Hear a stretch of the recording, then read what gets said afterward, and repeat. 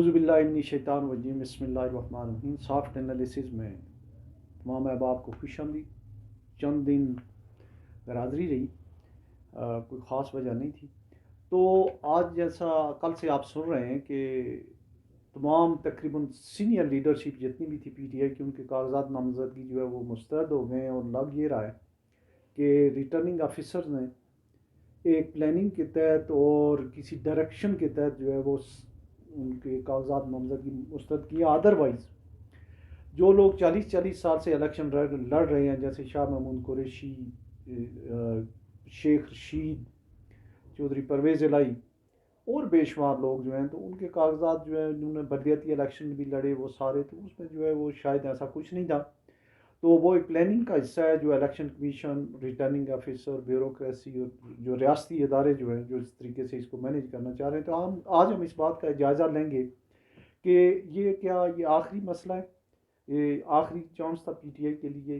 तो ऐसा हरगिज़ नहीं है, बल्कि पीटीआई के लिए जो है, जो इस तरह के ओछे हथकंडे हैं, उनके बाद जो है उसके जो जब से पीटीआई की गवर्नमेंट अनपॉपुलर गवर्नमेंट टॉपल हुई है, उसके बाद उसकी पॉपुलैरिटी की एक वजह ये भी है कि जो रियासती इदारों ने जिस तरीके से, या ख्वाह वो आम इदारे हों, जो ख्वाह ये मौजूदा गवर्नमेंट हो, ख्वाह जुडिशरी हो, उन्होंने जिस तरीके से पीटीआई को टैकल किया, उनके हर एक्शन के बाद जो है वो अवाम नास की जो हमदर्दियाँ हैं वो पीटीआई के साथ जो है होती जा रही हैं। ख्वाह वो इमरान खान की गिरफ्तारी हो, शाह महमूद कुरैशी की गिरफ्तारी हो, परवेज़ इलाही की हो, या उनके और हज़ारों कारकुन, सैकड़ों कारकुनों की हो, तो ये भी उसी तरह की एक बात है। तो एक्चुअल जो इलेक्शन प्रोसेस है, जो लोग इसको समझते हैं, वो ये है कि अगर किसी एक उम्मीदवार को, अगर उसको इलेक्शन में मुस्तरद हो जाए उसके कुल्ली तौर पे, तो फिर भी जो है उसके पास चांस होता है, वो किसी दूसरे उम्मीदवार की हमायत कर सकता है। लेकिन इन लोगों ने जो किया है, ये सारे के सारे, चूँकि रिटर्निंग ऑफिसर जो है वो पहले जुडिशरी से होते थे, लेकिन इस दफ़ा सारे के सारे एसी डीसी और जो है वो ब्यूरोक्रेट्स हैं। तो उनको ऊपर से, जैसे आप कह सकते हैं कि उनको जो वहाँ के जो आईजीज़ हैं, या जो वहाँ के जो चीफ सेक्रेटरीज हैं, या जो वजारत दाखिला के लोग हैं, उन्होंने जैसे जो लिस्टें दी थी कि इन लोगों को आप आउट कर दें, और उन्होंने कर दिया। अब इसका जो है दूसरी इसकी जो समात होगी वो इलेक्शन ट्रिब्यूनल होंगे, वो हम हाई कोर्ट के जज साहिबान होंगे। तो जिन बातों के ऊपर किया है उन्होंने, तो ये कोई ऑब्जेक्शन नहीं होते हैं। मिसाल के तौर पे आपके ख़िलाफ़ मुकदमा है, मुकदमे अगर सैकड़ों भी हों, तो मुकदमे जो है वो जब तक उसका फैसला ना हो जाए, सज़ा ना हो जाए, कन्विक्शन ना हो जाए, तो वो जो है वो कुछ नहीं होता है।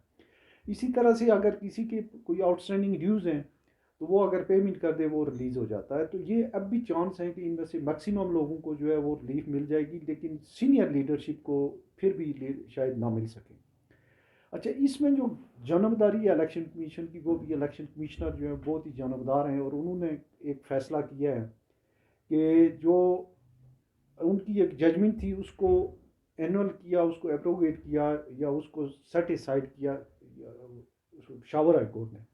बजाय इसके कि एग्री पार्टी जाती, उसके लिए इलेक्शन कमीशन खुद पार्टी बन के जो है वो रिव्यू के लिए जा रहा है। तो इससे बदतरीन मिसाल जो है वो शायद ही जुडिशल सिस्टम में या एग्जीक्यूटिव सिस्टम में कोई हो। तो कल जो इतने सैकड़ों, आखिरी घंटे में जो है सैकड़ों उम्मीदवारों के जो कागजात नामजदगी मुस्तरद हुए, उसकी एक वेव चली, और जो सोशल मीडिया, इलेक्ट्रॉनिक मीडिया और इंटरनेशनल मीडिया है, उसने उसके ऊपर जो है वो बड़े बेलाग तबसरे किए। और उसकी वजह से मैं समझता हूँ कि इमरान खान और पीटीआई की मकबूलियत में और इजाफा हुआ है। जो मैंने ये तज़किरा किया कि दो पार्टियां जो हैं वो तो चाहती हैं पीटीआई भल्ला, इमरान खान इस तरह की कोई चीज़, नाम की कोई चीज़ ही ना हो, तो फिर हम जो है इलेक्शन लड़ें। वो एक मौलाना जो है फजल रहमान है, और दूसरा नवाज शरीफ साहब है। मौलाना जो है वो केपीके में बुरे तरीके से फंसे हुए हैं, और नवाज शरीफ साहब जो है वो पंजाब और लाहौर में फंसे हुए हैं। तो अब जो सूरत हाल है वो ये है कि एक तो ये है कि काफ़ी सारे लोगों के, उम्मीदवारों के जो है नामजदगी के कागजात मंजूर हो गए पीटीआई के।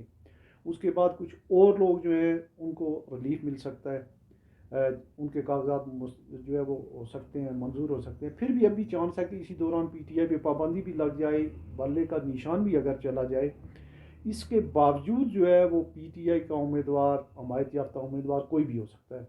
वो ABC हो सकता है, या वो किसी जमात की हमायत का ऐलान कर सकते हैं।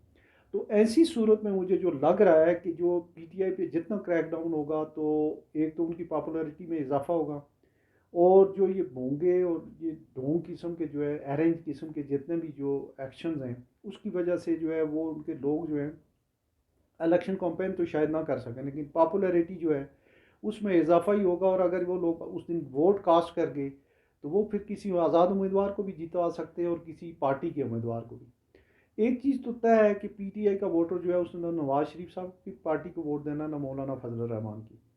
उसके बाद जो तीसरे नंबर पे जो पार्टी है वो है जिनके सबसे ज़्यादा उम्मीदवार हैं, वो है पीपल्स पार्टी पार्टी और टीएलपी है। टीएलपी के साथ भी शायद उनका कोई ना बने, लेकिन जो बेनिफिशरी मुझे लग रहे हैं वो नया जो है वो आज़ाद उम्मीदवार लग रहे हैं बहुत सारी जगहों पे।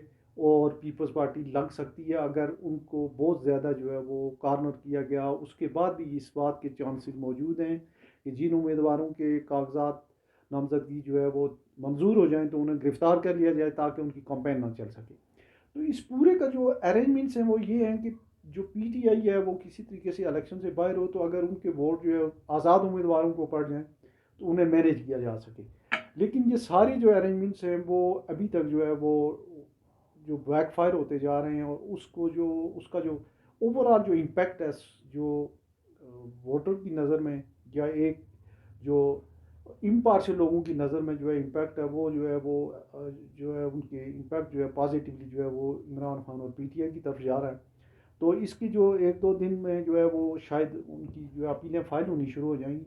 हाँ, ये ज़रूर होगा कि पीटीआई वालों को जो है कम मौका मिलेगा इलेक्शन कैंपेन के लिए।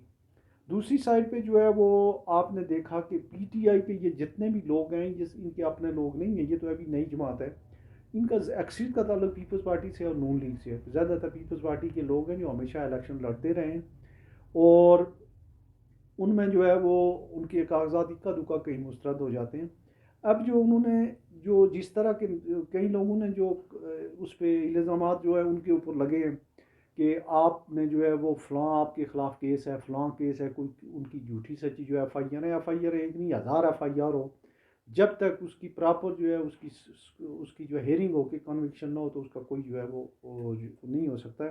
तो ये इन्होंने जो है एक इस लिहाज से अपने तौर पे एक हल्का सा काम किया, सतही एक्शन लिया जो उसके हक में ही जाएगा।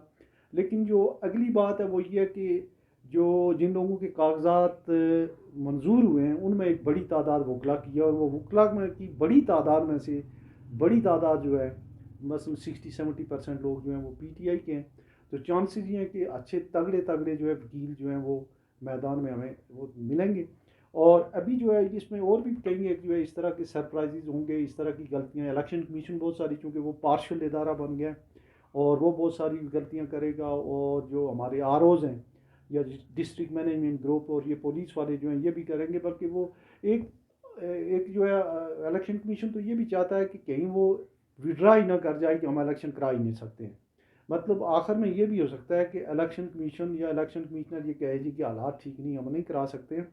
उसका एक जो है हाईलाइट हमें कल नज़र आई कि जब सारे आईजीज़ ने इस्लामाबाद समेत चारों सूबों के 5 जो आईजी हैं उन्होंने कहा जी हमें बुलेट प्रूफ गाड़ियाँ दें।